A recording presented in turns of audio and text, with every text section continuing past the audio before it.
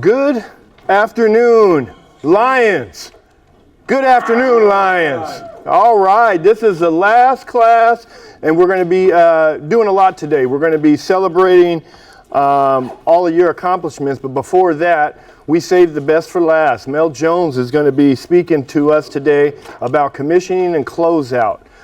It's going to be a compact session. We're going to be very efficient. We're going to be have a 60-minute class talking about commissioning and closeout by our own Mel Jones. This is our agenda. We obviously, introductions aren't as critical to us today. However, we have some very important guests, and I want to give them an opportunity to say hello to all of you. Leica, since you're up here, I'll let you be the first to say hello to Director of Office of Women and Minority Business, please. Please. What would you like me to say? Whatever you would like to. I'm just so incredibly happy to be here. I'm happy to see the progress that y'all have made, to celebrate with y'all your accomplishments. As y'all know, there are lots of things happening at the federal government, but we are here to support y'all, to help y'all, and seeing programs like this really inspire me because I know that we're getting more diversity in spaces where we need that diversity, we need that innovation, we need that creativity. So y'all being here today is incredibly valuable, incredibly important. I'm so happy I get to share in that joy with y'all today. Thank you so much.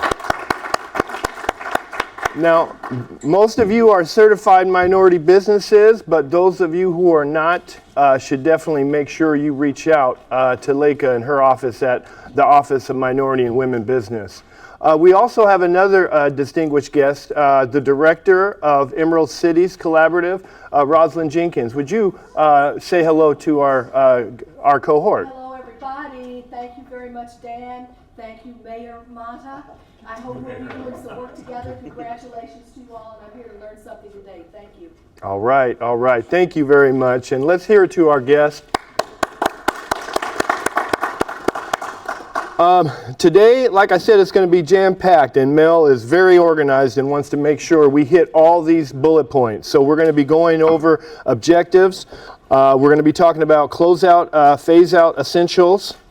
We're going to be looking at best practices and documentation handover, building client relationships during closeout, very important, and leveraging that closeout for repeat work. Then we'll have our key takeaways, discussion, and key points, and we'll get right into recognizing all of you. And before we do that, we'll play a brief trailer of the video series that you all have participated in.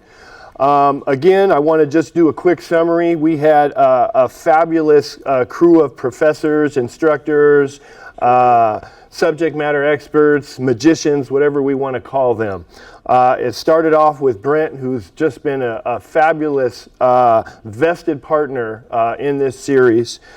He led us in our triage class, identifying what is important elements for us to be considering before pursuing a project or passing on that project.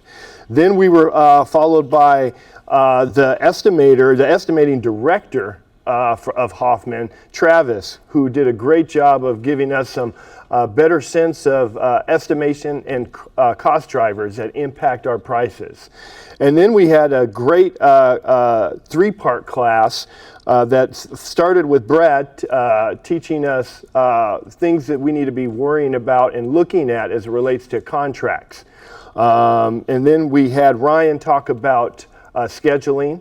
And then we finished up with Kurt Christensen talking about the importance of submittals in the administration process of projects. And then finally, we finished off with Tammy, who really helped us learn the pre-work coordination role and how it impacts her work. And take a look at this picture real quick. I just wanted to take a moment. Look at these handsome devils here. I am just so proud of all of you. You're going to see yourselves throughout this presentation. You're going to see yourselves throughout the collateral. And as you can see, our brochure also has you throughout it. And so we couldn't be more proud of you. Mel told me when we started the series, we didn't want to just have a regular class. We didn't just want to have a place where people could talk about projects and then leave and never get any. He was very intentional. He wanted to make sure that we recruited the best and brightest, the lions, and he wanted to make sure that you guys would be prepared for the contract opportunities that he was going to be presenting to you. And so I believe you have passed that test, and I couldn't be more proud of you. And again, our guest here, we want to make sure you know who you have in front of you. You have some lions in front of you. And this is who these gentlemen and lady are. And we are going to start the show. So I want to everyone give a warm welcome to Mel Jones, Hoffman's Director of Inclusion.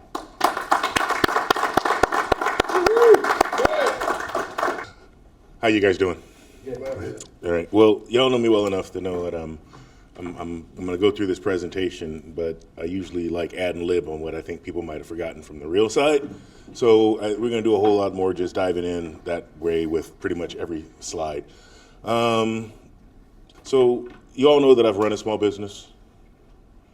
Okay. So I did basically 18 years in civil engineering is my background. And after working at 2 large firms for 10 years, 5 with one, 5 with another, you kind of get it in your head that, like most of you, I could do this. I'm out. So I broke away, started my own little firm, hired a couple folks, grew it.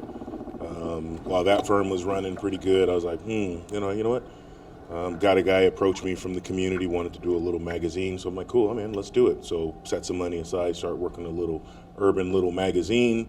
So we had a little magazine going on the side. We actually did the Super Bowl party in 2007. And then had a little car wash detail shop on the side. And my main business was always my civil engineering business, but it allowed me to do some cool little community partnerships with some dudes in the community. Our magazine was Whips and Ice, urban cars and jewelry. So it was like, all meant a lot to me.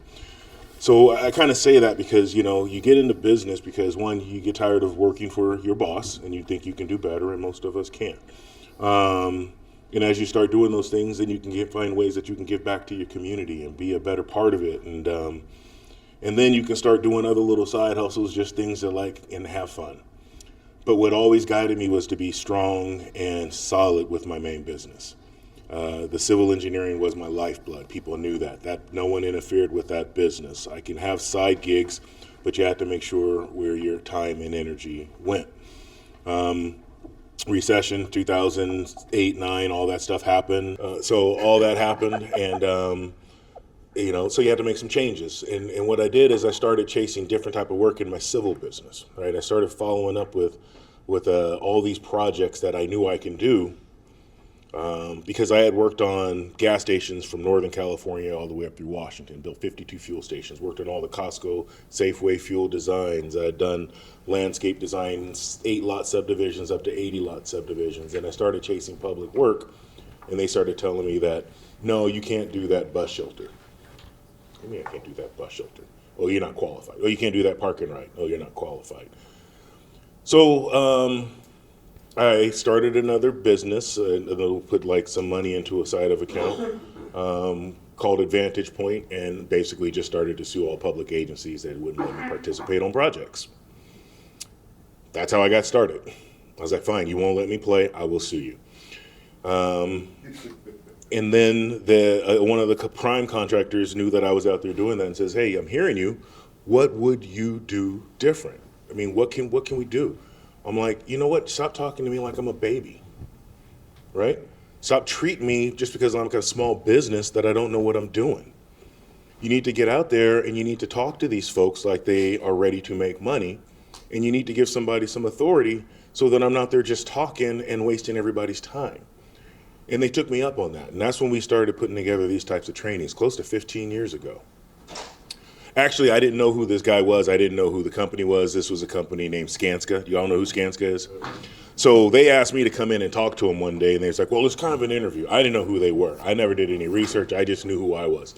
And I walked in there, confident in my ability, and I just told them what I thought about their program and all the other stuff. And then they asked me several questions, what I would do. I talked to them about these types of trainings and involvements. And then I left, but it was sincere. It was authentic. I just left another class today. In that class is one of the things I talk about is the vibration, the strongest human vibration. Some people think is love. When you feel love, you know, that vibrates and resonates. People think, oh, it's hate. It's got to be hate. It vibrates out there. Everybody can pick up on that. And the strongest human vibration is authenticity. Come on. And so that's what I try to bring, because if I can't connect with you, if I can't be authentic, then I can't connect. So that's what this is about. Again, I left that office laughing. I messed up. They called me back and says, hey, would you like this job? I go, no, but I'll do this job. And I've written my job description in every job ever since. I've never, ever followed a job description. That leads me to some of this work here. When we talk about commissioning and closing out, there's a bunch of little checklist things that you will have to go through. And I can walk through each of those. But I'll tell you from the top, before we dive into it, it's about that relationship. It's about knowing who is across that table and how you can help them get the whole project closed out. How can you, from the beginning, make that clear that you're there to assist them, that you're there to get them everything that they need? Because the worst thing to happen is sitting on the back end of a project and you got a small business that you can't catch, that you're trying to get their retention to, but they don't understand some of the small basic things that you need from them. Most of my folks that I work with aren't trying to hold people up. They want to get those projects wrapped up. They want to get you your money. It's just these little small things, because we don't have a relationship, that makes it difficult to close these out. So I'm going to walk through some of the things that we go through with commissioning, and then I'm going to walk through some of the more important things on the project closeout that I think you guys are going to vibe with a little bit better with the authenticity, and then understand how that's going to lead you to getting more work. So let me see, where are we at? I don't have the dual screen set up like I would. What are we starting with? Understand the critical role of commissioning, closeout. All right, so next slide. So what I'm going to ask is, how many of you in this room do true commissioning? How many do true commissioning? Okay, raise your hand high. The folks that do commissioning. Tell me what's your most difficult part of doing your commissioning. Let's just talk about it. When you run into an issue and the prints don't match what was actually done, Okay. or how it's supposed to function. This is not supposed to function like this, based on what the schematic we're looking like. And now we have an issue, run into a problem, and it might take us back weeks.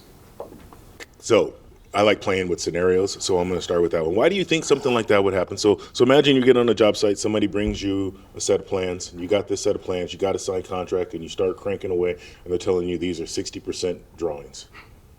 How often does that happen on your job sites? How often are you sitting with 60% plans? Raise your hand if you are. How many are always working with 100% plans? You guys are all working with 100%? 90s? What percentage? What are you working with majority of the time? 30 to 60? Any more? Yeah.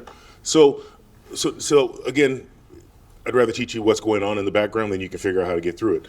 If you're working with 30 to 60% plans, and that's what you're seeing in the field, here's what's going on. We've got some new design process that we're trying to work out with the architect, right? So we're sitting in the back, the architect is doing designs, we're actually giving them feedback, we're going back and forth, we're kicking out numbers, and that original set of plans and specs that you might have had and looked at and originally priced out, that might change by the time that gets finally approved and moved out. It might stay the same.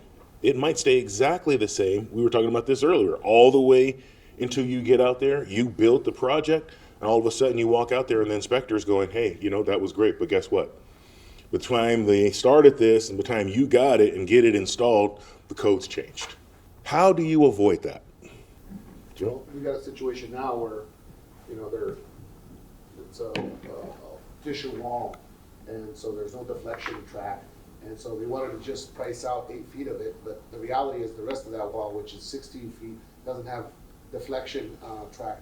And they're saying, well, they didn't call it out. I said, well, look, man, let's get the inspector out here, because we're gonna build it, and the inspector's gonna fill it, and then we're gonna have to tear it down. It's gonna cost you money, it's gonna piss off the owner, and so let's get this thing just knocked out. You want me to bring guys in here, but you're not ready. How's your relationship with that person to have that conversation? Well, that particular superintendent's a jerk. Okay. So we just had to plumb them up today. You know, just let them know we're not gonna get pushed around. We're trying to help you here, you know, and so I think today we broke through on, you know, how he's gonna talk to us and how he's gonna work with us, because we're trying to make his life better.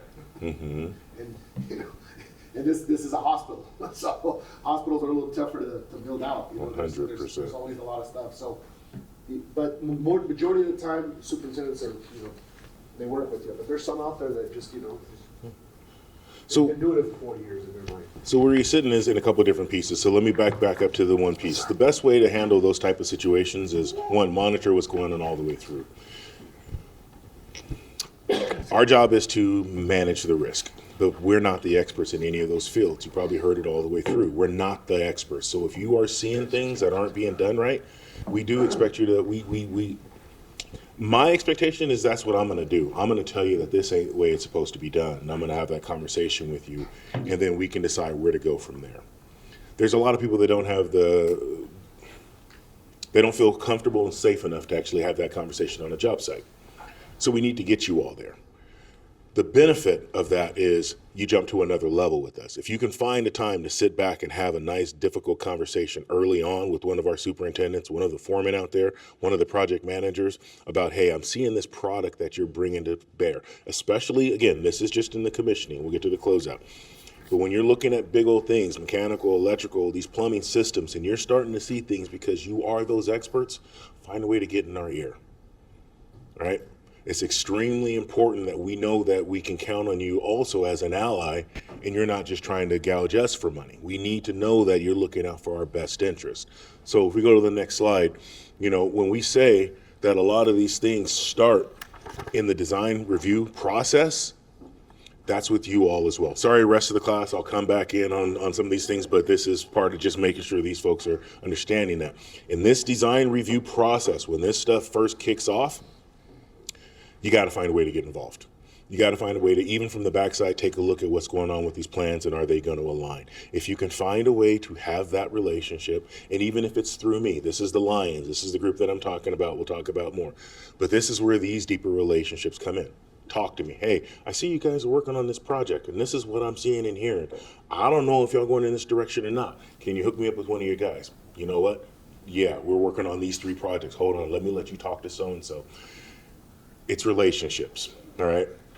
There's all kind of things that you need to start doing from that. Now, this is back for everybody. Your documentation. Do you all have checklists for all the work that you're trying to put out and produce? Do you have a checklist for your project closeout? Let me see your hands. You have a checklist for project closeout. So you're ahead of a lot of people. That's extremely important. You got to make sure that you are checking off the list. What's the top thing on there? I'm just going to shout it out there. Who's the top? O&Ms. Warranty. Trade damage. You work with a lot of union.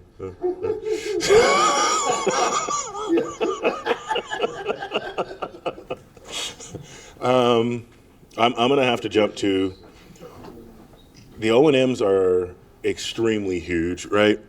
When we go, where are we at in this string? Construction, vertical A, commissioning agent, slips. So we'll go back into that. Go to the next one.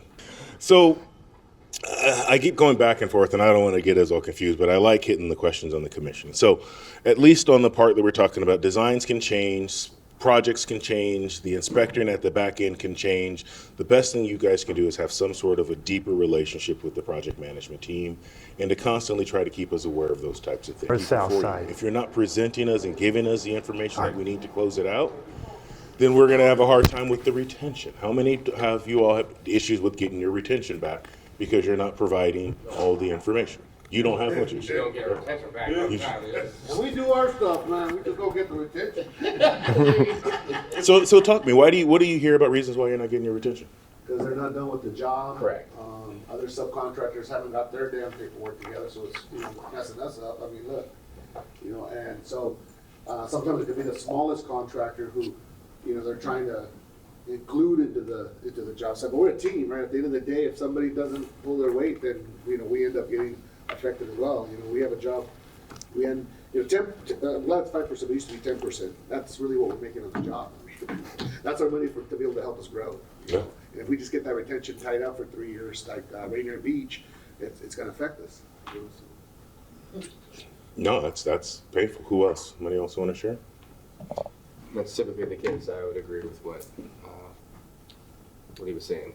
Same scenario with when it comes to retention is either the project hasn't closed out yet, or it's a paperwork issue from a subcontractor, another subcontractor. Right. I thought Andrew was raising his hands to. Yeah, so did ask some I. questions. Any of No, you he's getting just scratching his retainage head. bonds?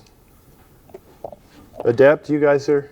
Yeah, I know that our office handles, tries to get retainage bonds so we can just get that cash up front. What's the cost of those, Ramon, typically? That's above my pay grade. Go ahead, Jimmy. So it depends, right? So like if you're a minority contractor, you own one house, so it says that Black and Latinos and single women don't really own houses. And if they do, they own one house. So it's based on what your credit is. And so if you have credit cards and you have a house and you got a payment you gotta make, whether it's the supplier or it's the pension funds and the trust fund, you hawk your house, you hawk your credit cards, and and then you get to a point where they're checking your credit, and if you're okay, 2-3%, but if your credit's not that good, then you'll get denied. So, I mean, it's based on your credit. So Right. so when we talk about retention bond in the state, it's broken. Did you want to add to that, Brent? I'm interested in the retention bonds and just the perspectives. So it's an option, but is it the option that this team here prefers or likes or dislikes? So I'm curious. I'm assuming Hoffman uses that tool? It's a mixed bag. Sometimes we will either do a retention bond or escrow. So as a GC, you have the escrow option. As a sub, Right. I don't think that's available. It's either retention bond or wait, which is Jimmy's saying, is a real pain for the whole project to finish. Right. And the whole project to go through the L&I review and the DOR review before the owner will release money. Some owners will release it earlier, but some private owners, but public owners, sometimes our hands are tied. And then the retention is a interest-bearing account, or excuse me, the escrow is an interest-bearing account, so you may not have the money, but at least you know you're getting compounded interest over some time. Did I have another hand up? Yes. I think there has been confusion in the past with regards to L&I's requirements surrounding retainage, and we've actively been working with them to kind of clarify that and hopefully do some expedited processing. But you're absolutely right when you talk about the full project, right? And you may be at the very first part of the project, right?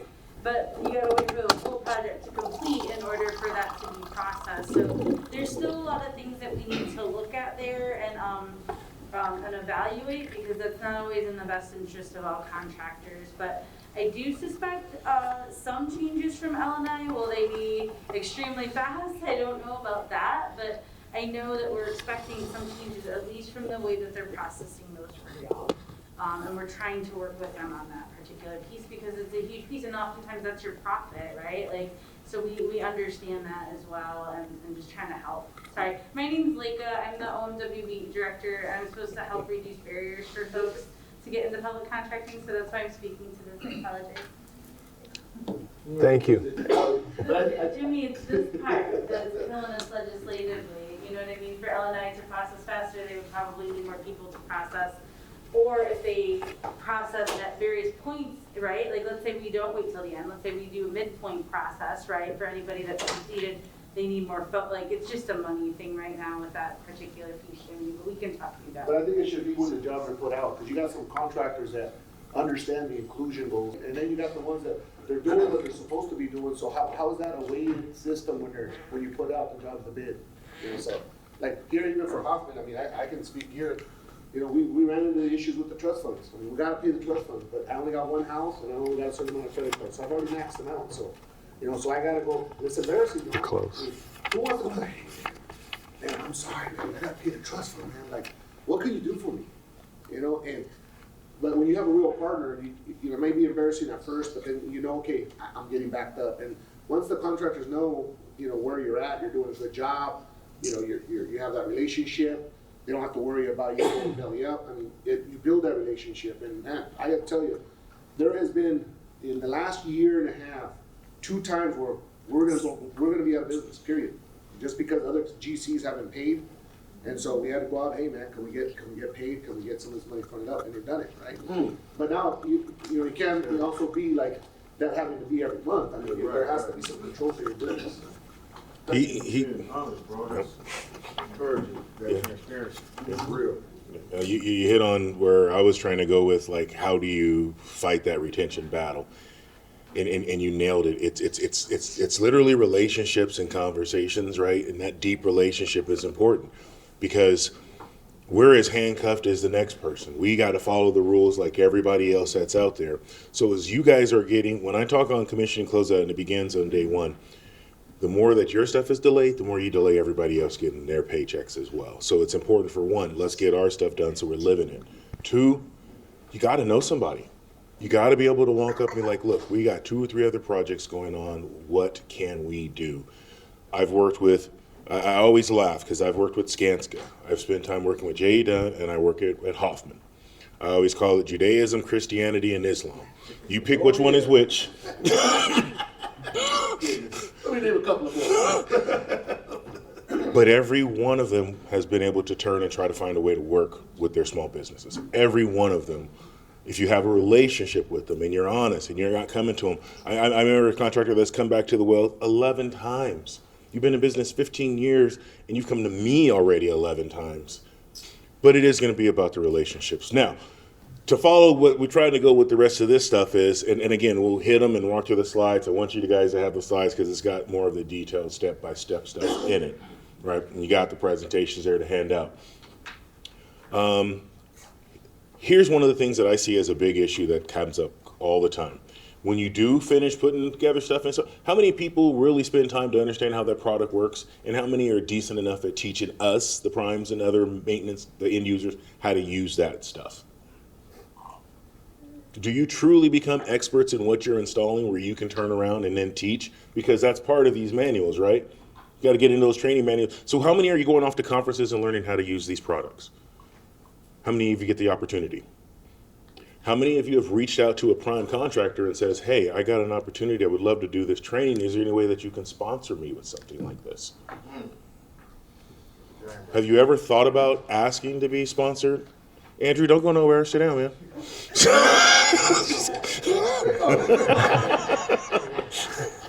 What do you say, Brent? Yeah, and you're saying training, or how about, would you like to go with me? Right? Just Absolutely. like being a partnership. Like, Right. Maybe you need it, maybe you don't, but maybe you just like to be with me while I've got the training, and then that sponsorship is a personal relationship and the training itself. And you're vested. And when that product is spec'd, who are they going to be wanting to connect with? The individual that went to the training with them, or someone who doesn't have a relationship? Now we have some guests here, so I'm just going to do a couple reminders. Them cell phones, this is our last class, so we gonna get lit today. So whoever's ringer picks up, I guess you're gonna be paying for that. So turn your ringer on vibrate, try to hold the side conversations for questions for our instructors, because my video camera man, you see how big he is, he's very intimidating. So if you mess up his video, he gonna come at you. So again, please try to respect the artist. Perfect. And can I say something about that? I think that one of the things that we're pushing on the AGC, because they got a 501c3, which is the trading arm of the AGC. But you know, some of us can't afford to send our people to school. I mean, those classes are very expensive. So for instance, foreman classes, and I've been saying, hey, is there any way that the GCs can sponsor?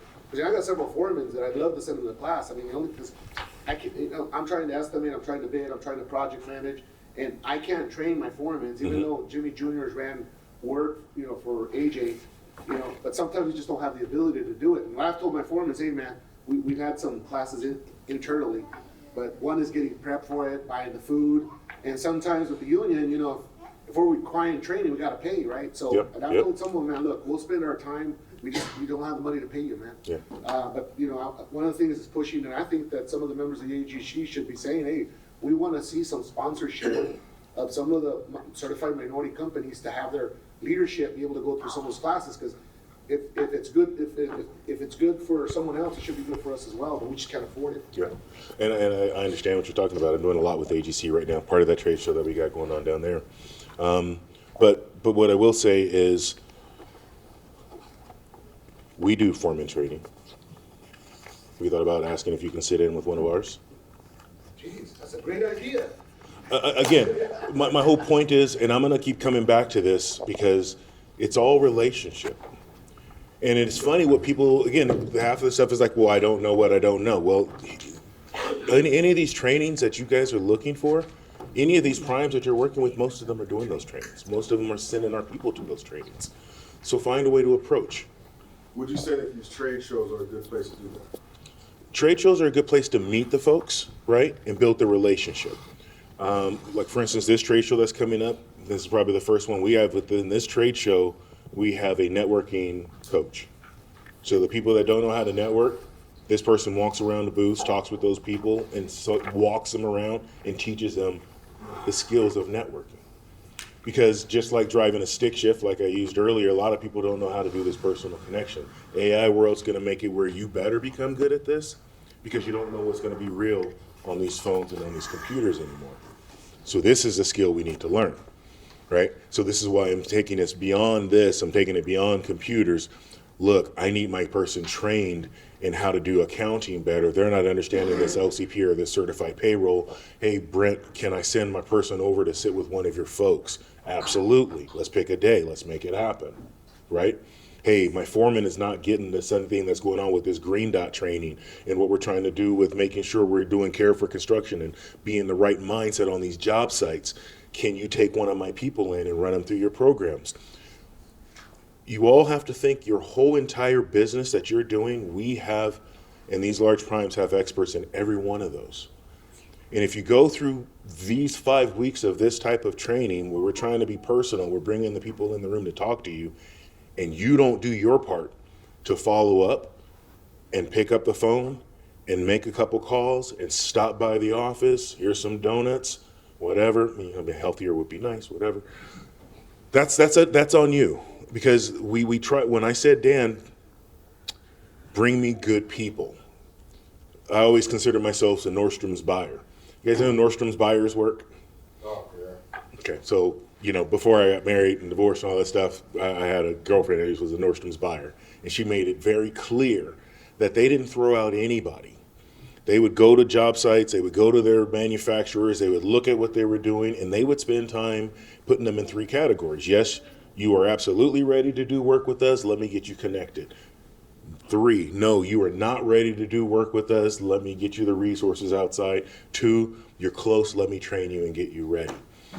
And that's the world that I've always sat in. If I'm going to bring anybody in front of one of my superintendents, I got to make sure they're stellar. Why? They don't have the time for anything less. So when I went to Dan, I'm like, when we first talked, dude, no, bring me people. Because I want to be able to stand in front of that superintendent and be like, no, you call me, whatever they need, and whatever they don't have, I will support them. But it is that relationship, right? I passed around a picture today in one of my trainings because it's fun, because I always tell people, the folks that we work with out in the field, that's who we're working with, right? These guys are talented, they're creative, you know, and they want to build something fantastic, and they're as passionate about what they do as you are. They want to do it better. So when you build that relationship and you're like, no, I want to make my people better, so the next time you call me, we're solid. Do we switch? Okay. Is that enough on that one? You guys want to beat that one up some more? So again, all that training, commissioning, you're trying to hand that documentation over and figure it out. If you don't have the training to do it, you're not going to be able to tell us. So instead of hiding and trying to figure it out, partner with us. Let's go figure it out together. Let's do it. Get us all trained. Oh, I almost broke away from construction and just started a company that just did blue tape. That's it. That's all I did. Because you know how hard it is to get people to freaking come back and just finish their stuff? and the finger pointing and all the other stuff that goes along with it, it's who can talk? Give me one of my people. Let's talk about it. How difficult is it? Yeah, What- it's very challenging. When you go to retention, it's a lot of times why retention? Because there's little things that the owner feels is not right here or there, and it's likely not your fault, not anyone's fault, but it just wants to be that much better. And everyone's occupied with the next job, right? You can go back and do a 5-minute job, or you can finish up this 8-hour job where you're at. And most of the time, people want to finish up the 8-hour job where they're at versus spend the time traveling for a 5-minute effort. But very challenging. Who has a punch list person? Who has a punch list trade partner? Okay. Just some thoughts. There's a couple companies that do just that. Right? You might not have time. You got 8 people. I've moved them over to this job site. We're already mobilized and all that. I can't send my foreman over. I can't send these guys over. You know, what do? Do you have one person that you can make sure? Because you don't want to send somebody that doesn't know what they're doing. That's the worst thing you can do, is send somebody over to do it less. I can tell you cleaning stories where the final clean has destroyed a project. And you think, that's just final clean. And you're like, oh my, what did? But if you're not making sure that's done right, you're missing something. And who should do that? If you're trying to find the person in your job site that's best for that, and I'm going to give you a trick, because that's just one of those things that I love, and Dave called it out with me as well, is I remember walking out of the bathroom, and as I'm walking out, I watched one of our other employees, finish up, wash his hands, and then grab a couple paper towels and then wipe the counter. And I was like, I freaking love that. Why? Because I do that. Why? Because they're always wanting to make the place better than the way they found it. Or if they're going to make a mess, they're going to clean it up. That's the person that's in the lunchroom putting the other coffee cups away. It's the person that wants to step aside and help that assistant bring those boxes in. That's the person you want to do your punch list and your closeout. Because what they're going to do is they're going to make you look good to that project engineer, because the project manager's gone. But they're going to make you look good to that project engineer. You are going to look like the stellar person, because they're not going to just do their stuff. They're going to call out other things. They're going to mention other things. They're going to help that whole process move along. And you're going to look like a giant rock star because of that type of mentality. Don't just pick a person to go out and check a box. Pick the person that truly cares about what they're doing and put them in that role, and your business will grow. As-builds. Are you, we just talked about as-builds. Those are, if you are not putting those notes and that information in the plan on a regular basis, you're just shooting yourself in the foot.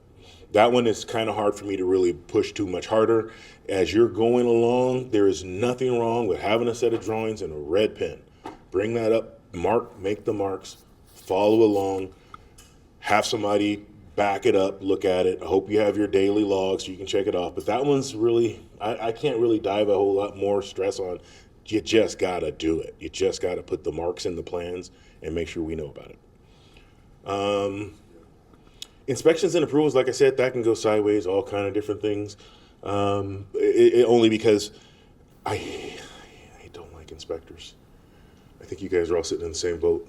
But that's another relationship game. Dan, one of the next training series is I would love to just train a bunch of people how to be inspectors so we can start putting our people in those ranks. We might not have some of the same problems. Sorry. Well, the best inspectors, my construction management side, sorry to make a little plug for Platinum Group, but when we hired inspectors, we hired actually journey and master trades folks, because those are the folks that have the expertise at inspecting. It's not someone who's read a book or a bunch, someone who may have an engineer stamp. It's someone who actually is going through the plans, it's going through with the installers, is familiar with the functionality and the capacity of the equipment, materials that you're installing. And so to me, y'all are the best inspectors. And to follow up on the question that Mel just asked, do any of you have partners with punch list companies or punch list specialists? This body right here you have individuals, and these two guys next to each other right here, I hate to pick on them, but I will, Diverse and Ahura, they're already collaborating, trying to figure out how they can complement each other.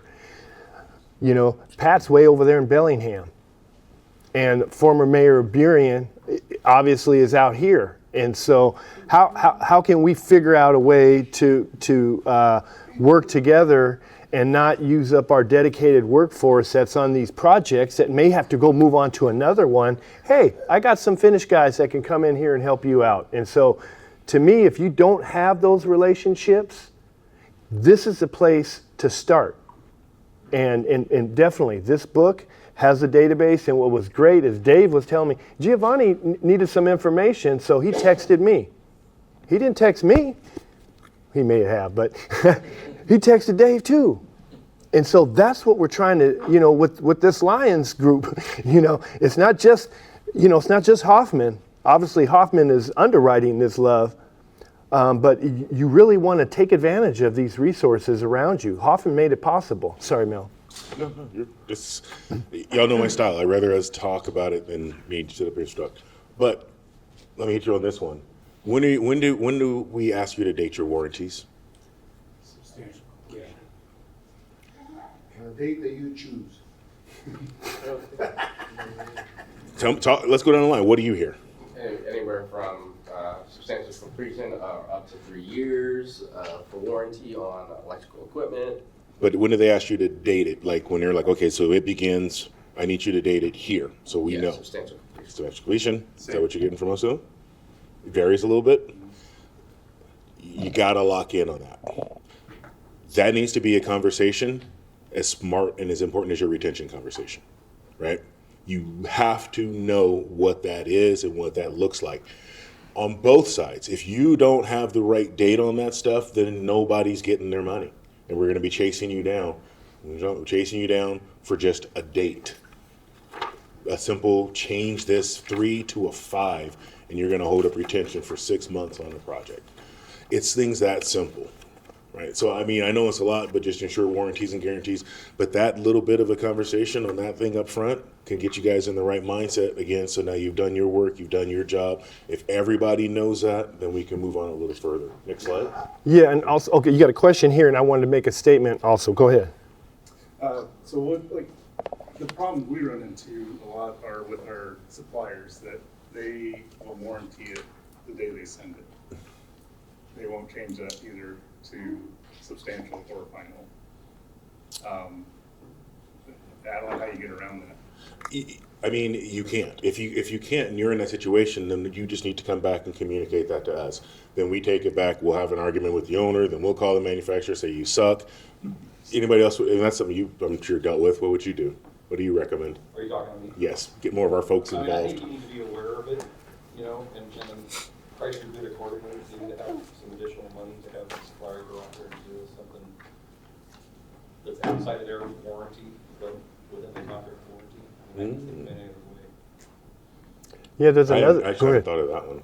There's another challenge that we run into, and I'm going to pick on Ramon. Ramon's on a project that the contractor decided to do MEP work and finish work while there was a wall exposed to the conditions. In fact, that wall is, just recently got sealed up, but it was open all this time. Well, equipment had been delivered. Ductwork had been installed, pipe had been installed, and if you have a wet building, now you're compromising your equipment. And so, can you share a little bit about your experience? Yeah, I think not only that situation, but I think one of the big things right now, especially with tariffs, trying to bring in equipment before price increases. Oftentimes, warranties begin as soon as they get on site. Not installed as soon as they arrive on site. And so if you're holding equipment for 6 months prior to installation, you're already 6 months in by the time you get into, at least 6 months in before you start commissioning, and probably a year down the road in that warranty before that final handoff happens. And now you only have a year left on a warranty. We've had extensive conversations around that with the GC and the owners about what they intend to do and what their plan is, so we're not held to the standard of that equipment going out of warranty, but it's still within our warranty of substantial completion date. Can you Thank get extended warranties with your suppliers so that they base the warranty on the duration of the project substantial completion, not the date that they deliver you the material? So it's in that they're in their numbers that they give you. I think in our exploration, it has been, obviously everybody wants to mitigate as much risk as possible, and nobody wants to take on that risk of, Even by bumping up the supplier for some to cover that risk. the funds aren't generally available to offset. No, I'll be honest. This is a great conversation because that's one of those things where it's difficult. And I was liking your first response was, how can you take and look at and say, okay, here's what I know. I know I've got 6 months in. What's it going to take for this last 6 months? Do I go ahead and ask them for that number and build it in? Or are there services that you can provide and say, here's what it would cost for me to maintain and manage that system for this duration of time to make up the difference and have that conversation? It seems like that latter is going to be the better option if we can't get them to, especially if we're going to be start looking for long lead like we're trying to do with the tariff prevention. That's a fun conversation for us to have with, and then honestly, when we hear these things, it's great stuff for us to start having with our owners. We can take that conversation and just start talking to some of our manufacturers and suppliers and try to see if there's a bigger answer out there. But yeah, that's pretty tough. Please. So what's the best management practice in a situation like that, in your opinion? In my opinion, if it was me running my business, I would get that. If they're asking me and they charge me and they give me my warranty as soon as they deliver it and it's kicked off to me, then I'm going to go ahead and build in what it would cost for me to cover the back end of that. I'm going to try to see if those are things that I can perform. If it's parts of materials and things that I can't, then I'm going to just go to that manufacturer for an extended warranty. And then I'll just build that extended warranty in my price, and I'll go ahead and identify that in my additional notes for my bid. I would just call it out. 6 months is all I got. Here's what it's going to cost me to cover the extended warranty. It probably goes 6 months over what you need because they're only going to give it to me for a 2-year increment or a 3-year chunk. Here you go.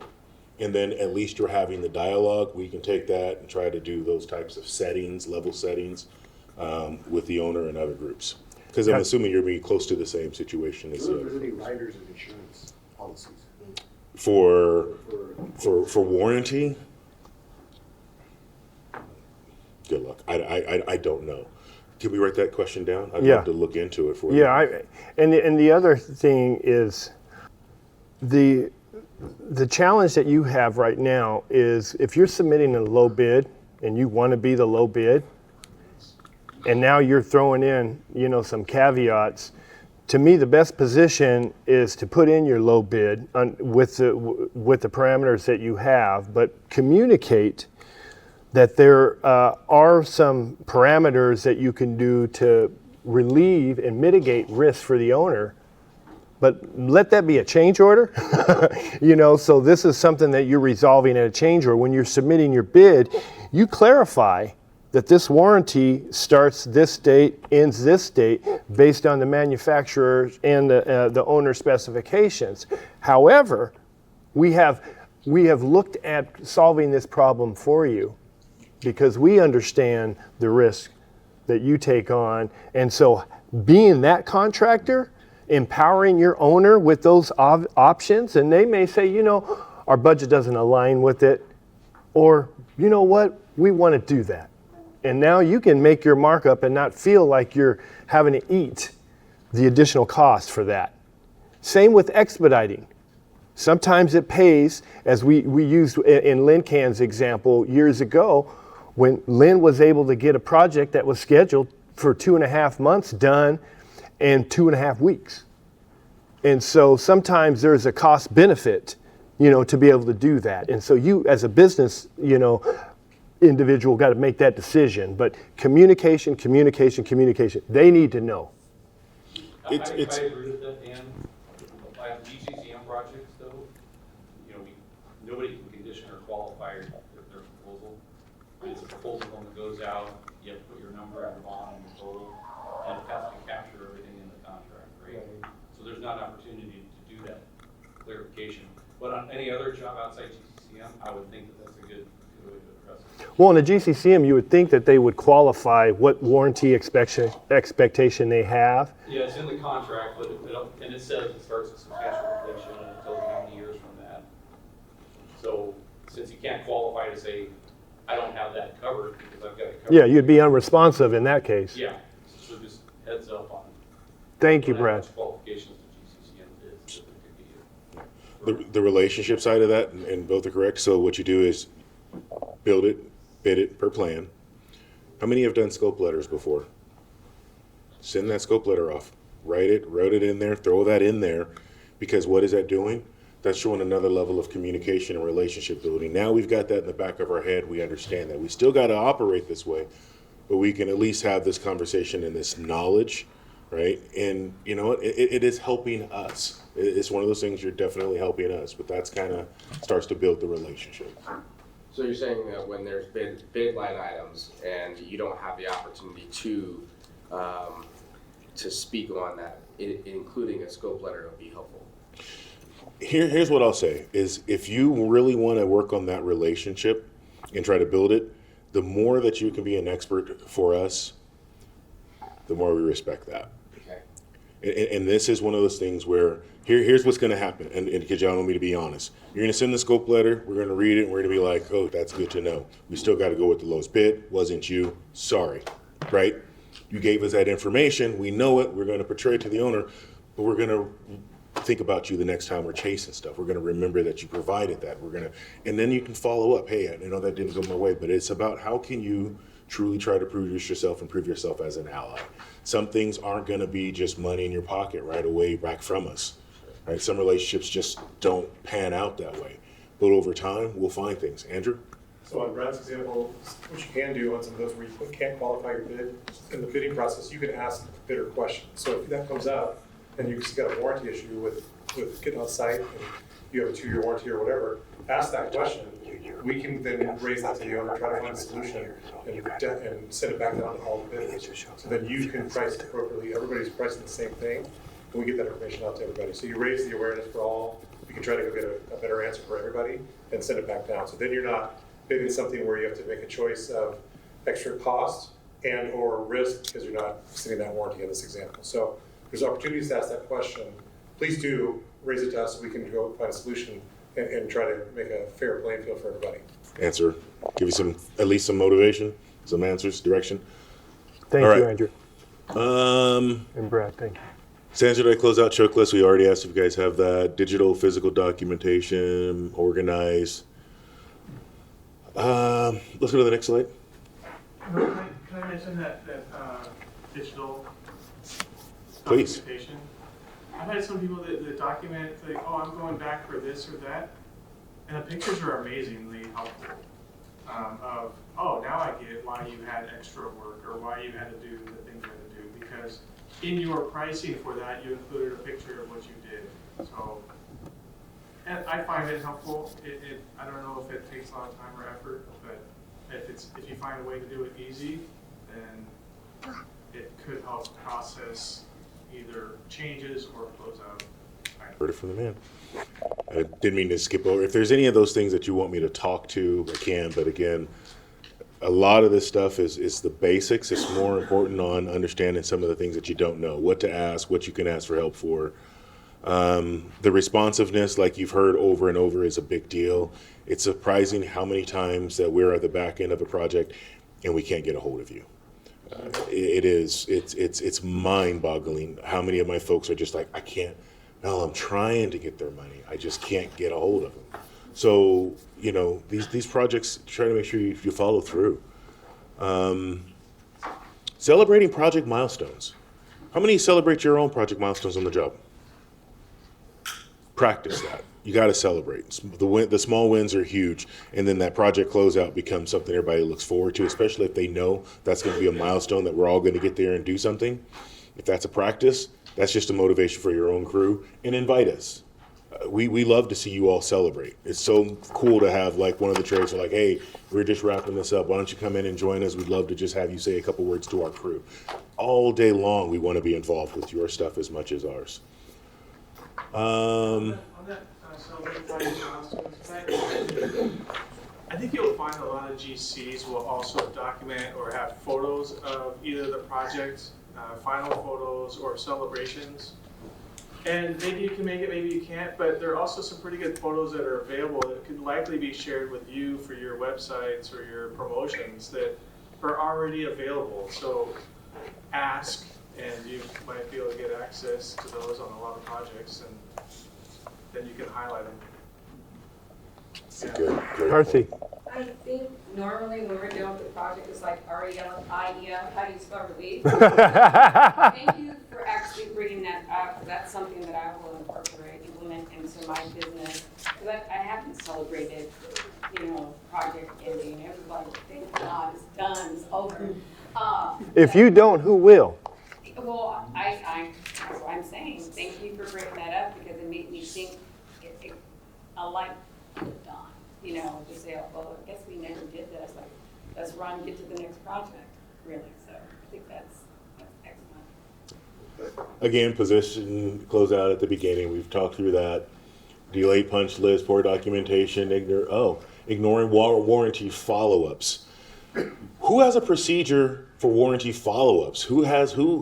How many times do you call back for some warranty issue? What's your procedure? Oh, just once? That's good. Well, it's just, we look at it and, okay, is it still within the time frame? Who are we gonna send to make sure that they're gonna be doing that warranty, making sure they're not doing something that's out of warranty that's not necessarily part of the work that we did. Same thing? Yeah, so we're lucky enough to have two divisions in our small little company, our service company and our new construction. Okay. And so as soon as we walk off and we're closed out on that project, the service side takes up on that warranty. As part of our warranty, we also offer the services of an extended warranty through our service department. Take small and little out of that statement next time, but you'll have another chance in a few minutes. I think there's another one, is it warranty or is it vandalism? Because we've been called out on warranty work, wait a minute, this is not warranty work. Or trade damage. It was vandalism, Or trade damage like we talked about and all those type of things. So my point on this was having a system is great, having a service department is even better. But the same individual I was talking to you about your blue tape and your project closeout, the guy that's looking beyond that's the person you want to send, right? You want that mindset that's going to go out and look and, okay, if this went wrong with this issue and this item, something happened, what else might go wrong? What else do I need to forecast? Don't just send out somebody to just slap a coat of paint over a coverage. Send somebody that can make sure they're not going to go back out there 3 or 4 times. That's my whole point behind that is treat those service calls as important as you treat that first call. Because if you can take care of it the first time and then forecast 2 or 3 things down the road, you're not going back out. That's, I think, is the most important part about that piece. You can come up here too, dude. He's acting like me at the other meetings.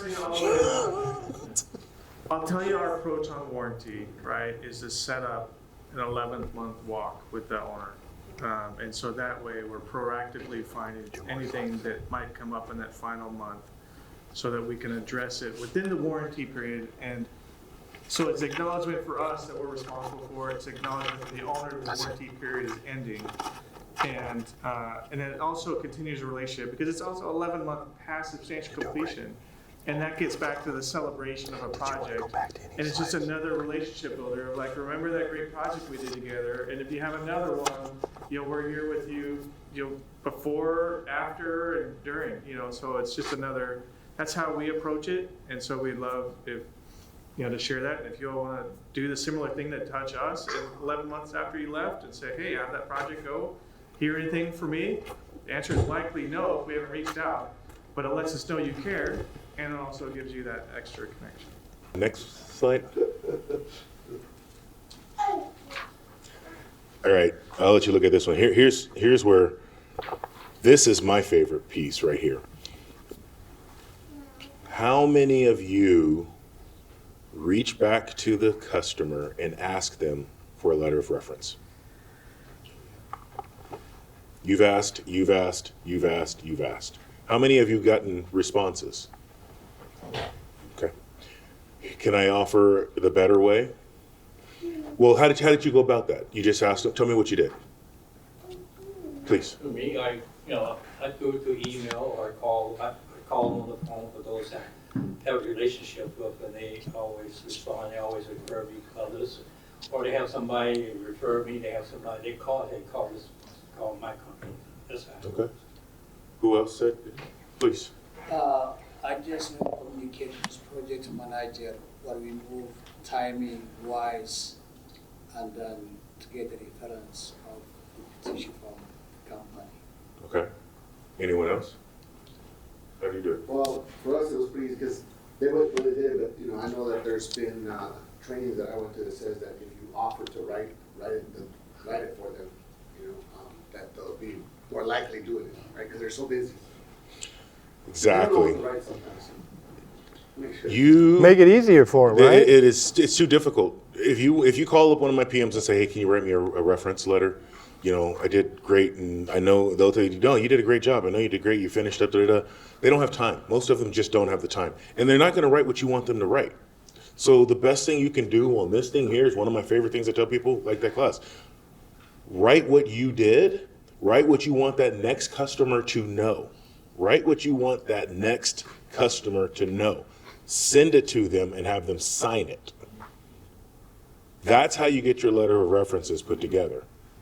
You're wasting time if you're asking them. If they can do it for you, then they're freaking great and fantastic. It's very hard to make that happen. But they are more than willing to take that email, print it out, sign it, and send it back. You know, the other one is, hey, so what would you say I did good on this job? What's your opinion on it? Hey, and then can I write it up and I'll send it to you, you can double check it? And then Get it, write it up, but the whole point is do it first for them and get it out. Hey, good to see Another you. really wonderful thing you can do is to use LinkedIn. Many people that you're working with, especially the managers and professionals, they'll have LinkedIn profiles. I talked to you guys about that a little bit. If you don't have one, make one. But the idea is you can press the 3 dots there right by the name and it says recommend or ask for recommendation. One thing you can do is recommend them. It takes nothing, but you recommend anyone that you work with that's done well, recommend them. You'll be their favorite person, and it'll be forever on their profile. So people can see the relationship, and there's a lot of other benefits from it. And you can also ask for recommendation, and when you do, if you are on first degree basis with them, you can literally write to them what you want them to say. Cut and paste, just like what was said here. It's such a powerful tool. I don't know enough about that technology world. I'm getting old, but I do remember some gal at a meeting was like, I got so many hits from some likes from best this, or there's all kind of websites that are out there, and that's how they talk now. How many hits I got, or how many whatever. There's a lot. Indeed. There's a lot of markets that people don't know yet, but LinkedIn is probably the best place you can advertise your work because it's not a platform that people are scrolling. It's a platform that they're looking to find work. So if you take your ads on LinkedIn, your ROI is going to double or triple. Just an FYI. That's what he does. So listen to, 100%. All right. Any questions on that part? You understand the value of actually getting that out there? That's all it's more. The most important part, the very most important part about not the commissioning, but closeout, is you deciding if you want to work with that customer again. Do you hear me? If it was a bad job from beginning to end and it closed out bad, why would you sign up for another job? If you're not getting your payments on time, why would you sign up for another job? Do not let that work with a bad customer run you out of business. And on the flip side, when you have a good partner, tell the people they're a good partner. Let the other traits know, right? Let folks know that they can trust those good partners so that you can make the entire community around you better. Jimmy pointed out something that it's kind of interesting to say earlier today. He was like, as I went to Portland and I'm looking at the list in Portland of the small businesses the last 10, 15 years, It ain't changed. It's a lot of the same folks still down there cranking out, doing good work. Up here, it's not the same. It's a different group of people. Every time I come up here, it seems like it could be a different group of people. Is that good? Is that bad? Are they growing beyond the program? Are they failing? There's a lot of questions to ask. But in order for all this to work, you got to have the relationships, period. So pick your customers wisely, close out strong. Even if you start a job crappy, when you close out strong, that's what we remember. We remember that last moment. But the biggest decision is you choosing whether you want to work with them again or not.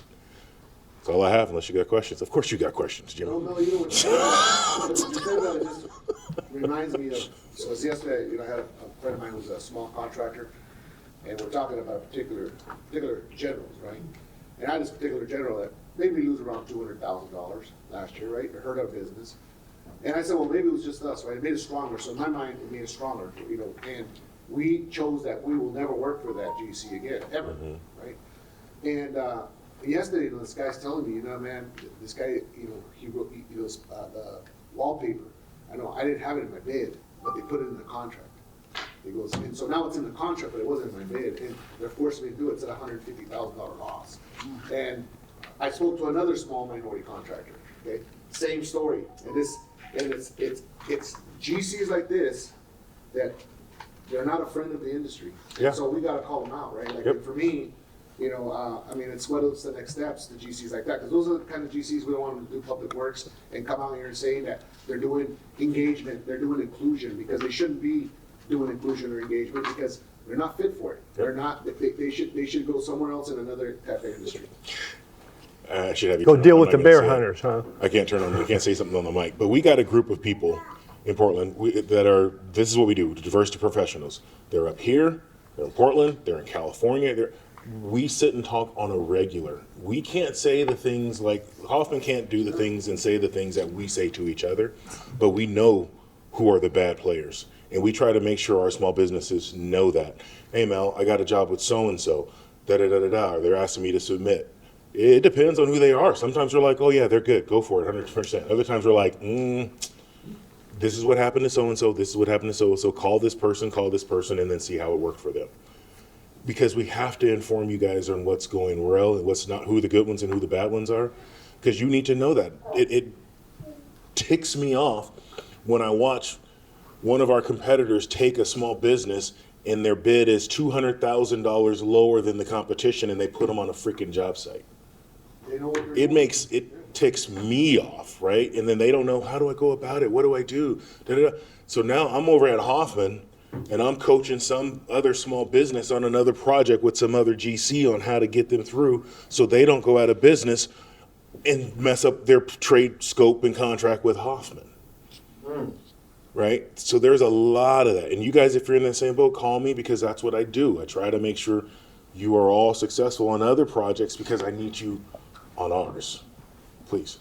Without getting folks in trouble legally, is there a way that we can create, how they got like a Brady list for crooked cops? Is there a list of GCs? Yeah, that's what I'm saying. Northwest Minority Builders Alliance is working on it. So here, James Fader's kind of quiet, but he brought this up like two years ago. And he's on the executive board of Northwest Minority Builders Alliance. And we said we got to have qualification at the end of the year, right? And by inclusion, by payment cycles, by safety, by who are the ones that we as minority contractors who are on these jobs where there's requirements, what grade are we giving them? And so that's what we're going to be working for 2026. What do you need? Yeah, that'd be interesting. James? There's a huge field of stuff that goes with that. You not only do you have to have, you gotta create a relationship with the different contractors, and you gotta be careful how you close or how you walk away from a job. I tell my guys, never burn a bridge. Shake a hand, say, thanks for the opportunity, maybe I'll catch you on the next one. It's important that we do the things, that we go to the meetings, and that we create relationships with the different big generals. I call them in a heartbeat. I go up to somebody every 2 weeks, hey, have lunch. Because you gotta build that relationship, and people work with people they know. And so I think it's important that we understand and we have to do, we're in this together. And so if you, like, I'm on all these different boards, I'm on 3 in Washington and 4 in Oregon, you know, because that's my way of giving back. It's important to me to give back. So don't hesitate to reach out to these organizations that have all the means and understand the market. Been in the market for a long time, been burnt and turned upside down and all those things. So I'm going to close with just the last couple statements on what you guys are doing. That's great. Watch out for legal issues when you start calling trades out and things of that sort, which is why it's good to have those meetings and just have the conversations, right? So I can call and say, hey, James, tell them what your experience was with so-and-so on this. And James will be like, hey, da-da-da, tell me. So that's kind of how I'd prefer to see it handled, just within your groups, cohorts. That's why those meetings are important to talk. Providing a list, rephrase it, where these are the top contractors we enjoy working with. Right? Not the negative side, it's always the positive side. These are the top ones that are in safety. These are the top ones in quality. These are the top ones for my site. Then it's not a negative list, and you can move forward with things like that. So, right? Let's hear it for Mel Jones. Say real quick. Oregon. Really quick, Mel's going to tell you, remind some of you who weren't aware, and then obviously those of you who are aware, this is happening, and he's gone and done some more than just share this opportunity with us. He's actually gone a step further, so please. So AGC wanted to grow their inclusion group, so they brought me on board and another person to help with this inclusion council. And so with that, we've been trying to help AGC just grow into this inclusion world. So we put together this trade show in Oregon. It's right next to Vancouver, you know, it's right on the side of the bridge at the Expo Center, but we're talking about $15 billion worth of work that's coming to this area. So starting with the I-5 bridge crossing. So the IBR team is going to be there talking about his stuff. There's so much going on downtown in the Vancouver ranks all the way up as far as Olympia. We're going to have people talking about all those projects. So, we put this together. It's got pre-apprentice going on. So 3 apprentices are going to be actually building things during the whole thing. The networking space, if you can look in here, this is what we got for networking space. It's a raised stage, but it's like tables and chairs, right? And couches, because what we want you to do is hit the booths. And if you got a good conversation, go over and sit down, have a conversation, network. Let's not just do 5 minutes at a booth or 2 seconds at a booth. Let's go and sit and talk about some other things. So what we did, though, is we wanted to make sure your group was able to be represented. So all of you, because you all kind of wanted a spot, so I cut out 2 spots for you all, donated for Platinum Group and the Lions to be at this event. So if you don't need to try to get a booth, but I suggest you go there. Bring some of your literature on down there. Talk about what your services are so you can market it to a whole different group of people down in Portland. I already got you covered, so it's free. Come check it out. There's food, there's drinks, there's everything like that going on. I also got a booth set aside for you, Jimmy, for the Northwest Minority group, Builders so one. you guys can fill that up, but I went ahead and set up another booth because I want to make sure that, you're all up here in Seattle and Washington, but there's a whole lot of work down south too that you guys can qualify for that you might love to have. So I wanted to make sure you were exposed to it. So I got you basically 3 free booths to come out there, come on down October 16th and hang out. Let's hear it for Hoffman, y'all. All right. Well, now the main show, the main event. Y'all been dedicated Lions. Y'all been feeding like you're supposed to. Now it's time to hunt. Well, I want to just tell you before I push the button on this how proud I am of you. And this gentleman who has been taking your picture throughout this time has really put together a powerful trailer that really tells folks, the viewer, what kind of energy we had in our 5-class series, what kind of diamonds we had. It obviously shows, I'm just going to shut up and push a button. There you go. Now you're talking.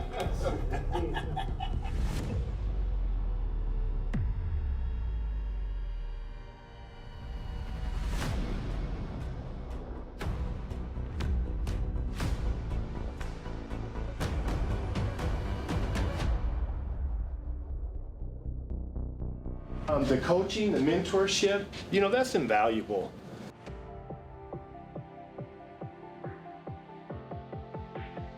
We are very sincere about trying to make sure we get all of you onto a project. We're always working on projects that we have in queue, and then we're always selling for the next project. We're looking for that backlog. So we're always in a constant cycle of winning work. We want to keep people in our company for a long time. If we need help, ask for help, because that's what it's truly about. Hoffman's been a great partner for us. We're working at the airport.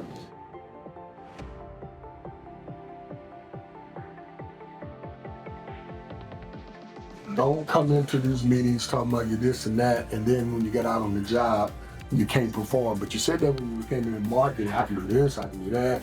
Then you can't put the crew together, you can't do payroll. But Hoffman can't help you unless they know who you are. So come as you are, tell them who it is, so they won't be blindsided later on that you wasn't what you said you was. How many projects have you worked on, Pat? I think we're on our third. Third project with Hoffman. You're here because you're a lion. Now, you know how to hunt, and now you got a couple weapons, and that book is supposed to help fill those gaps.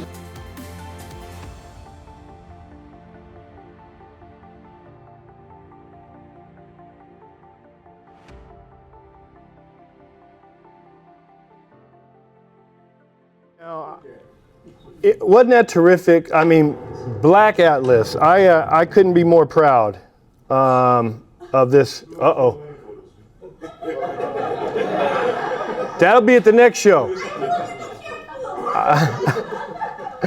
So, this is a time that we come to celebrate. Brent and Mel, could you come up for this time frame where we want to honor all of you, and your time is valuable. The work that you do is valuable. Our customers value you. We value you. We want to make sure that we help fill the gap for you to work with our customers. We're here at the Port of Seattle. We're real proud to be able to host our graduation here. But what we're really focused on is seeing contracts evolve with your businesses with Hoffman. And hopefully right here at the Port of Seattle, through many opportunities of billions of contracts, improvement projects. So Adept, Ramon, please step up and accept your certificate. Is this like high school graduation? Come on, Ramon. Let's hear from Ramon. Thank you. Thank you very much. Ramon, to face the audience real quick. I want to get a shot of you. That's what I'm talking about. Now, Ramon, what does Adept do? You got 20 seconds. Been in business in mechanical contracting for about 30 years, so anything plumbing, general contracting, we do it all. Thank you. Here for Adept. Can you put something better for a background for your Oh, please. Hang on, Ramon, come back here. Put the line in. I don't think we have line pictures, but we got a picture of our cohort. How about this one right here? Just our, sorry. There we go. All right, get back over here. All right. Do this again. Here we go. Gonna say the speech again? No, he's just gonna get the picture. All right. All right, who's up next? All right. Thank you. Apex. Apex is up next. Marcus, come on. Marcus has been a trooper. Marcus is actually probably one of our, not only is he a real veteran, but he is one of the veterans contractors here at the Port of Seattle. It's really hard to be successful with a lot of the obstacles that are involved in government contracting. And Marcus is one of our esteemed, and it's just really taken on challenges, and we couldn't be more proud of you. Please come over here, take your certificate, and tell everybody what you do.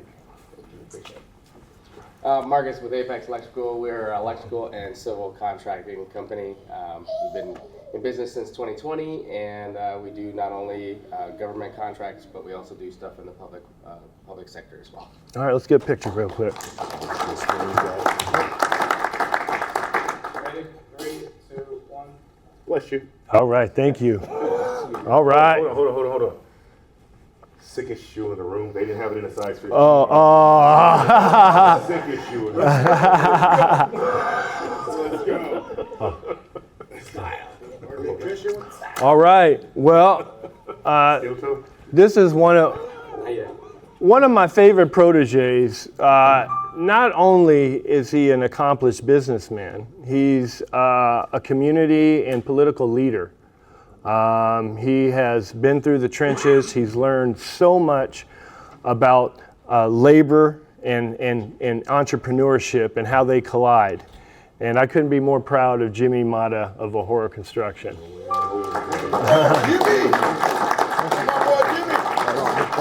Appreciate it. Love you, bro.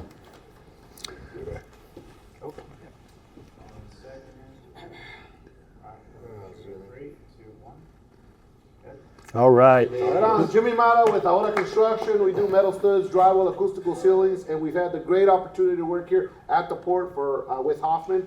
And we're always looking to partner up with you. If you have a project where we can partner up, you see where we can work with each other, we're down. Thank you.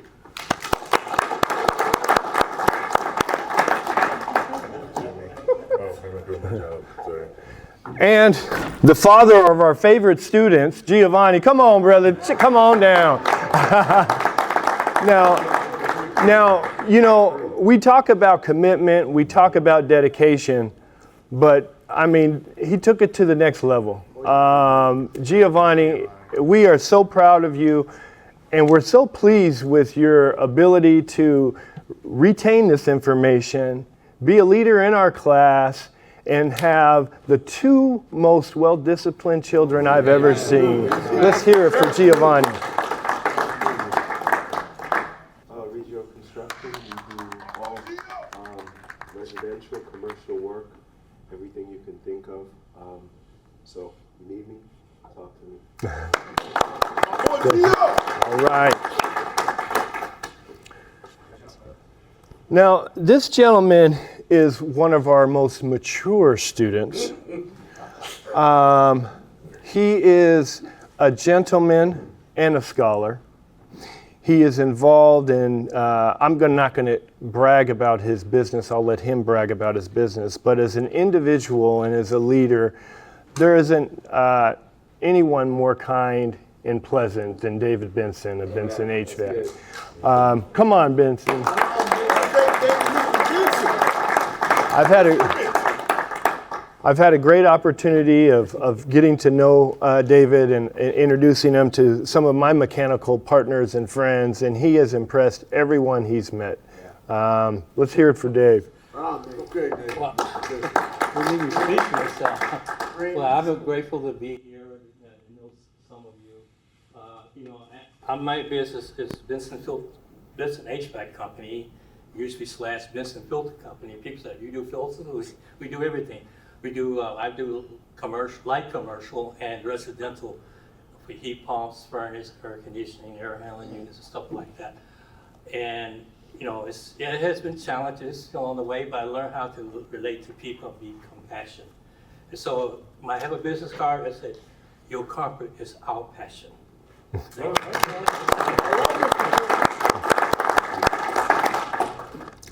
All right, Zach. Now, this gentleman I met about a year and a half ago, and I was introduced to Zach by one of our Hoffman project managers, who's actually managing Central KidSat, John Hamilton. And he was so impressed with Zach that he called me as soon as he met with him. And I've met with Zach, went to his office, met his business partners, and now he's actually the president of the trucking consortium, or officer in the trucking consortium. So he is really grown and he is ready. And I couldn't be more proud of Zach Ricardaway. Come on.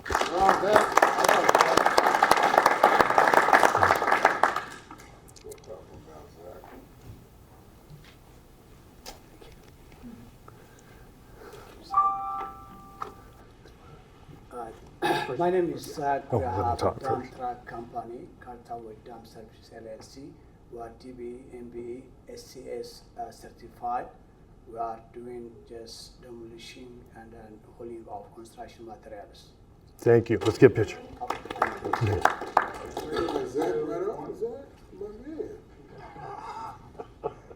All right.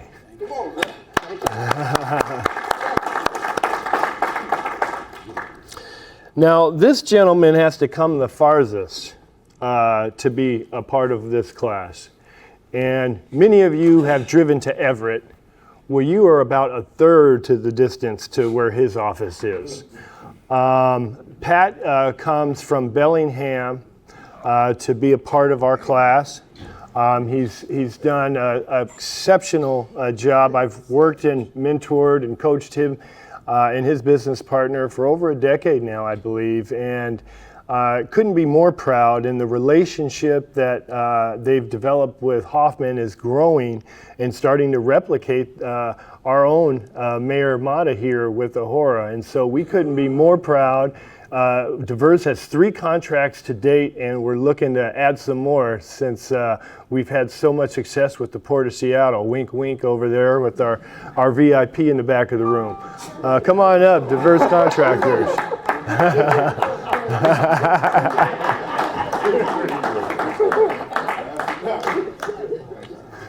No pressure.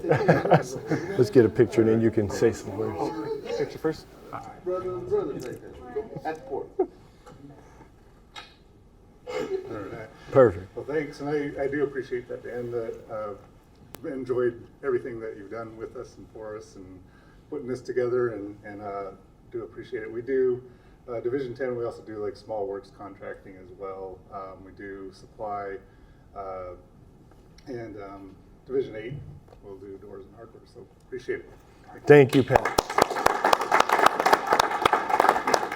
They also do material handling, and so that's why I'm here. I got to help fill the gaps, right?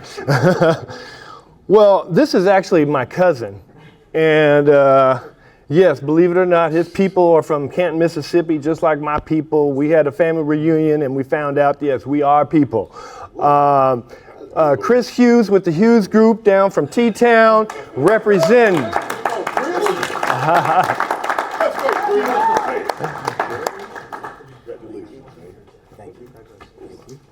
All right. Let's get a picture and you say some words.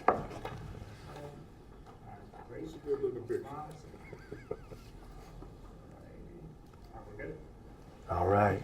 So Hughes Group, we do asphalt, concrete, traffic control, striping, seal coating, and we just got our first contract with Kiewit doing long haul transportation and logistics. And we also have a store side, so we do material and supplies and equipment rental type choice. So, I know. Yeah.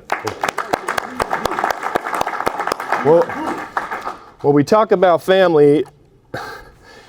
This man is like my father. My father was taken from me when I was 2, and so over my life I've been blessed to have mature older gentlemen influence me and have guided my path. Lynn Simpson of Lynn Can Builders, an award-winning contractor, has won damn near every contracting award in this area, from the city, from the county, to Region 10 Contractor of the Year. Lynn Simpson, would you please join us?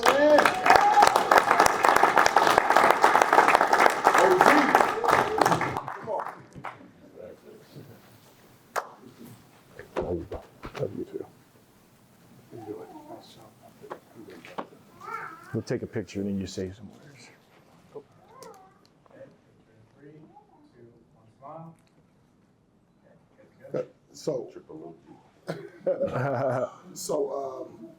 I knew back in 1984 when I started this business that it was all about building relationships. I had a guy who made me a business card.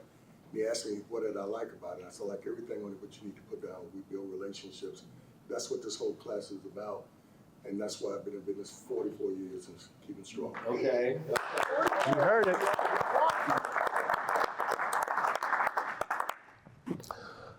Well, this handsome gentleman He deals with water.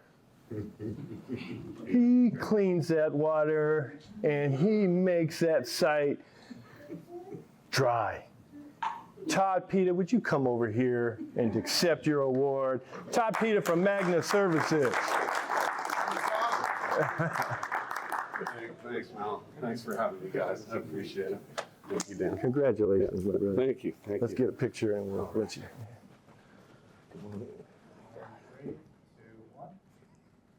All right, yes, and we also drill. So we did a job with Hoffman in Oregon, so we hope to do one with you guys in Washington. And yeah, we've worked with Terminal 5 at Port of Seattle, so thanks, Port of Seattle, for having us down there off and on. It's been good, so thank you guys. All right.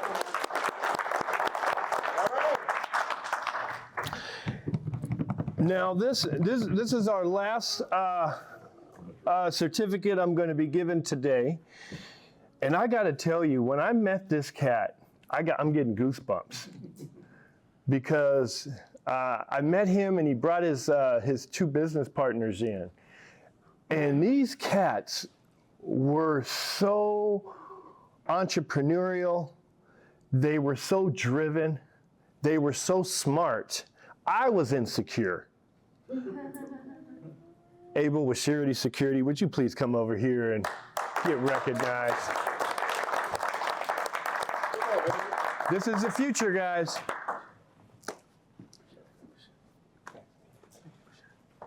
Congratulations, my brother. Thank you. Good picture, and you go ahead.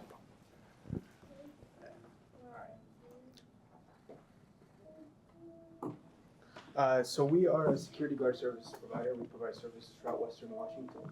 We've grown in the last 3 years to about 130 employees, covering sectors like retail, where we have the most presence. Getting into the construction space right now, we have a big construction client right now where we're servicing near the Jose Rizal Bridge in Seattle, but we're looking to grow in that space as well. So if you need any security services, just let us know. Thank you. I got you, JT. I'm gonna say something. I got you. Come on. Good. Let's hear it for JT. FTE, Commission Environmental. Come on. I'm so sorry, my brother. Thank you so much. I appreciate it. Oh, man. All right. I'm going to fill it in. I got you. Take your name on here soon. They're not going to do a close-up. Come on, man. Zoom in. No, come on. Tell them what you do. You got an extra 10 seconds. Come on. Water and wastewater treatment commissions, plant commissions. I'm new to this space. It's a pleasure to be in the room with all you guys, even if I'm not recognized. Oh, shit. I'm getting everybody's contact information. Just we should all get together after this or sometime in the future where we can decompress, have some drinks, and keep it real with each other. I appreciate all the professionalism in the room. I'm learning from everyone. Thank you. Well, this is all for you. Now you have a task. Your task is to leverage those relationships. I believe it's tab 2 that has all the team members that we have here. Tab 3 is project information, and that's what you're supposed to be getting. Any one of you who does not have my email address or doesn't have my contact information, make sure you reach out to me. I want to send you the electronic PowerPoint presentations from every class. So whether you were here or not, we want to make sure that you have all the content from every class that we've done here. We're also putting the video together for each class. And so though you may not have been present, and we have some graduates, unfortunately, Kelly's on a plane, and so he'll be landing when you all are walking out back to your car. And we had another member who had a loss in the family. But it has meant so much to me to have each and every one of you participate in this series. And my goal, as Mel said so eloquently in the trailer, is for you all to be working with Hoffman. So help me help you. Let me be a conduit to make sure that we accomplish that one goal that we set up when we started this. Thank you so much. All right. Lions up front. Mel got lucky.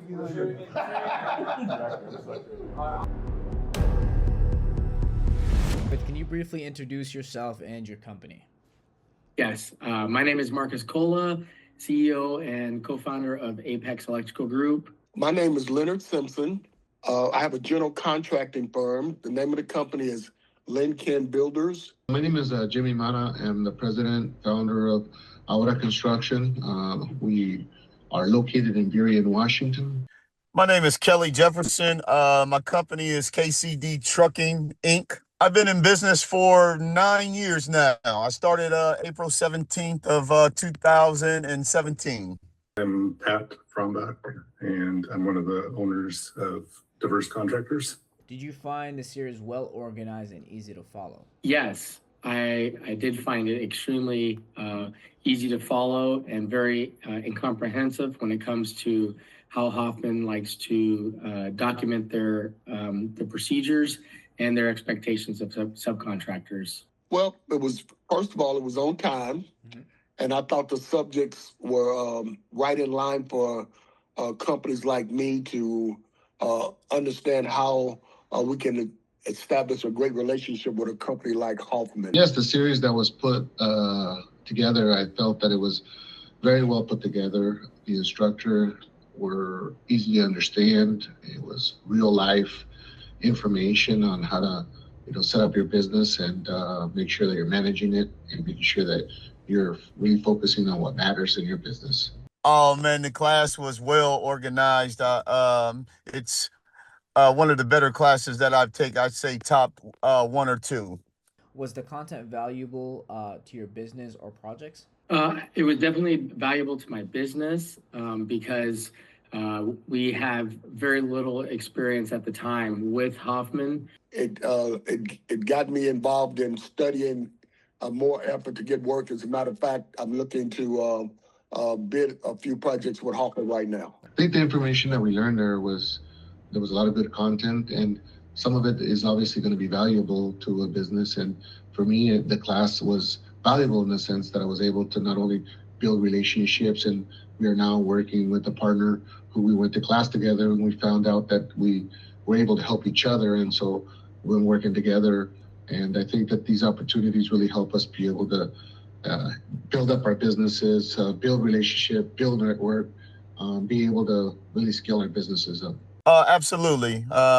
When you get that kind of information disseminated to you as being a small business, I mean, like anything helps, like, from whether it's not resume writing, but, help with bids, help with estimating, help with just conversations in the class, help with resources. And Dan's always great. And the team of Hoffman, Dan is great with getting us in front of people, sitting down in front of the people and helping us showcase our business. The content was valuable for both the business, just knowing what the contractor is looking for so that it makes it go smoother, whether it's from the pre-construction to the final construction. Were the instructors knowledgeable and helpful? Extremely, with having the executive team come to the classes to give the course program instructional. They weren't sending low-level employees on to come and teach the class. They were knowledgeable, and I thought the rest of the team were great too. Having the rest of the contractors in there open up a dialogue, so we got a chance to talk about each other's experiences. When we talk about the instructors when it comes to knowledgeable, I think the best thing that we were able to gather from all the information is the years of experience of these project managers, project estimators. And then on top of it, obviously the knowledge that we were able to gather from other people that own their businesses. And more than anything, knowing that we're not in these struggles by ourselves. They're not unique to our own business. Doesn't matter whether you're a micro, mid-size, or large cap business. It all kind of boils down to making sure that you have the schedule in place, that you know what you're building, that you know your specs, that you know your prints, that you know your scope of work, that you're really looking at the contract that you're signing and making sure that you're going to not get yourself into trouble. And the instructors really had that knowledge of years of experience and how they manage their big business and how it would apply on our smaller scale businesses. Yes, yes, indeed. And I'd say overqualified for the position that they did for, like I say, this class was phenomenal. Instructor was very knowledgeable on their discussion and their part in that teaching, just their knowledge of that topic, but also experience that they had with it. Have you applied anything you learned from the course to your business yet? Yeah, so we actually plan on utilizing some of the things that we learned at Hoffman Construction underneath the project that we just won underneath Valley Electrical, which is the Central Kitsap wastewater treatment plant for the underground feeders, as well as the excavation for the underground electrical for that project. Yes. One of the things we've done is we've got more systematic. So we instituted a new system for us to track with our projects and with our prospects and with our customers. So we have a list that we go through every day and a routine, and we learned that through the classes. Yeah, so like in contracting, and so I started using like Chat GPT because I've never I've always was told by Dan, to make sure you're looking over your contracts, make sure you're looking over your contracts. I was always the guy, if I see the money from where I bid it at and the numbers came back how I bid it, that was great for me. But during the class this time, it resonated with me that I need to start picking up. And so there was a class, there was a contract I just signed with an indemnity clause, and I didn't know what it was. And so I Chat GPT'd it, and man, I got it taken out of the contract. So kudos to Dan and Hoffman for that. Well, for us, it's been anytime that we go to any class and any of our staff members go to class, for us, it's we're growing every day. And if they say you sit, you rest. And so for us, everything that we learned there, some of it was already in practice, and we were able to say, okay, well, we are doing it in the way that we should be doing it, and that other big corporations are able to do it. And we as a smaller business, yes, we're following the processes, procedures, and systems. And for us, anytime that we go to classes, we implement what we learn or we reevaluate what we have.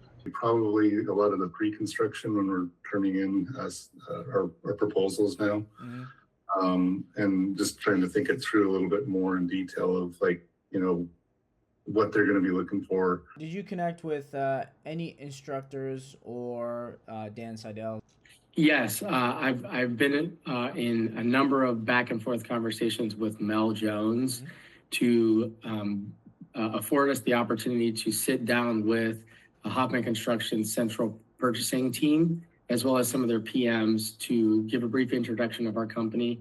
Dan Seidel was our greatest connection, and we've talked to him a few times after the class, and we got an ongoing, pretty much a monthly meeting with him where we update each other. Yeah, I have communicated with some of the instructors that were there. In fact, we're working with a couple of them, and then on top of that, Dan Seidel, well, he's the one that's, a real advocate for the small businesses that he helps nurture and helps build. I've known Dan Seidel for a long time. I'm very grateful to him on finding out at construction the opportunities, and more than anything. Yeah, so I've connected with several of the people that were instructors in the class besides Dan. We happen to be working with them on a couple of projects still, and a couple of the presenters we are working with. So it is nice to be able to talk to them. Did the series change how you approach your work? I would say that it was more encompassing to add just another tool to our toolbox. We've had a very good stint with our business so far, with engaging in different types of procurement and working with large GCs such as Hoffman. We know what's happening on the other side as we engage with someone like Hoffman. Sometimes you assume that this is what's going on, and now you got a chance to talk to a project manager or the owner or vice president. Again, I think mainly just because of the information that we were able to distribute it to our people that are doing the estimating as well and management, so that they can also learn from it. Would you recommend this series to others? Absolutely. Anybody that is looking to engage with a top tier general contractor and learning kind of the ropes of how they like to see their procurement as well as facilitating with the operations of the project, it'd be very invaluable for them to sit in and understand how Hoffman does work. I definitely would recommend it to companies who are just now getting started and also seasoned companies like myself, even though we've been around a long time. I would say for me, I go to a lot of classes, but this is a great class because you're there with your peers who are minority contractors themselves. And, I've been talking to a couple of contractors, an electrical contractor, a plumbing contractor, a painting contractor. And, I'm going to definitely be pushing them to the next class, and I hope they come very soon. And I want to make sure that they're part of this class because it really gives them the right instructors. It gives them the right classroom time. And I think one of the biggest things that stayed in my mind, it sometimes helps you slow down from all the chaos that's going on every day that you're waking up to where you're taking some small amount of time to be able to be in a place where like-minded people are at. They're in the same goals of trying to scale up their businesses, get projects done on time and on budget.